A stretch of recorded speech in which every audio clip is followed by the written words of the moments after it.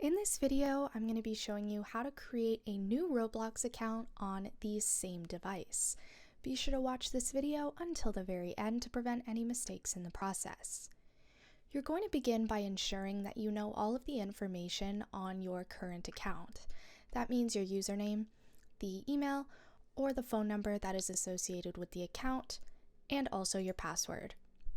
Now, once you ensure that you know that, you're going to log out, and as you can see, this is what comes up.